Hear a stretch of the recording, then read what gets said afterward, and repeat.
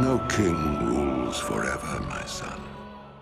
Following the Burning Crusade was the Wrath of the Lich King in 2008. On paper, Wrath was only a year after BC launched, but BC launched in January 2007 and Wrath in November 2008, so it's actually just under 2 years between expansions, which is the same as every other expansion. Wrath originally shipped with 11 dungeons with 45 dungeon bosses in them. 5 fewer dungeons than the Burning Crusade, but also only 5 fewer bosses. This is because almost every Wrath dungeon had 4 bosses in them rather than the 3 bosses in each of the BC dungeons. Blizzard also partially shifted away from the dungeon hub sort of Scarlet Monastery model used throughout all of the Burning Crusade. There were still some dungeon hubs, or that format was still used a little bit in Wrath, because we still got Halls of Stone and Lightning, or Urtgard Keep and Pinnacle, but we also started to get standalone dungeons again,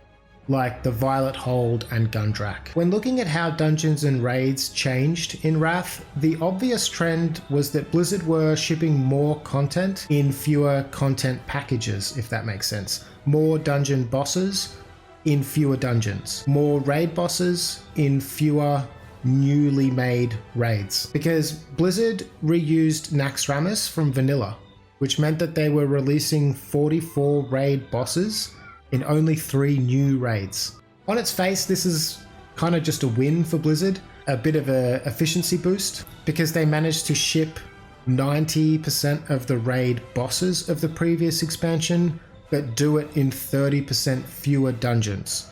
Less content to make, less new boss models and mechanics, less art resources, all that sort of thing, but still managed to effectively ship pretty much as many bosses. But the efficiency boost isn't really the whole story, because Blizzard also released what is now commonly remembered as the single greatest raid in the World of Warcraft, Ulduar. If not the greatest, it is at least in the top 2, and Ulduar did something new.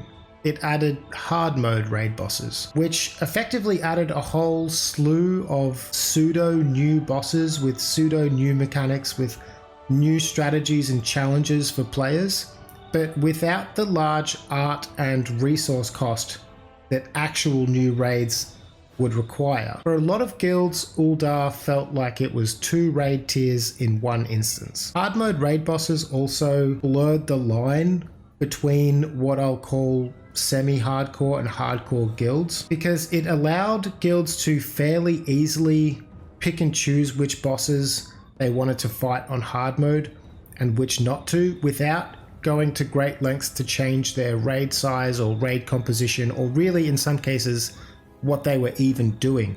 One of the hard modes, as an example, was just killing a boss quickly. So as guilds progressed and geared up throughout the raid tier, they could effectively do some of the hard mode bosses without really being a full-time, like elite level hard mode only guild. I'm bringing this up because I find it interesting that that sort of line, that rigidity between, let's say, a heroic guild and a current mythic guild feels like it's back and has been for a while, but it wasn't always there. We, the players, still got the great storytelling and content that nested quests, dungeons, and raids provided in Wrath.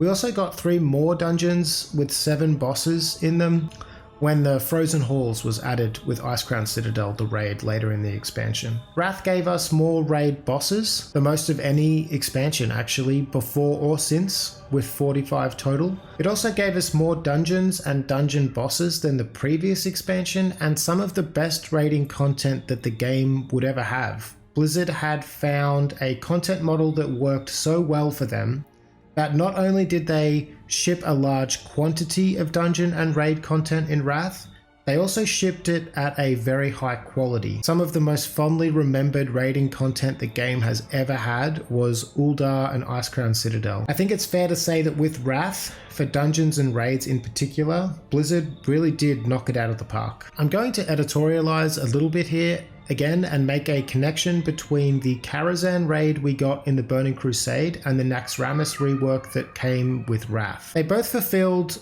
a similar purpose of providing a lot of raid boss content in a relatively cheap manner, or like a cheap package for Blizzard. Karazhan achieved it by making dungeon style content in a 10-man raid format with a large number of bosses in a comparatively smaller scale than most other raids.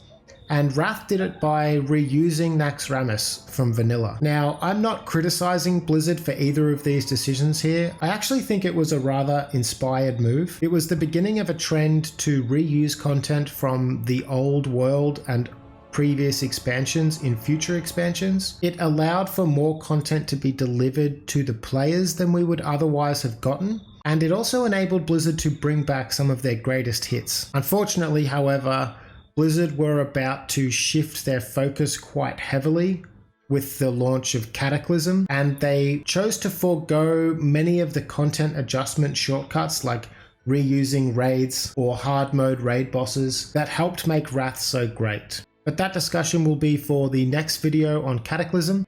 If you've made it this far, thank you for watching, and algorithm stuff.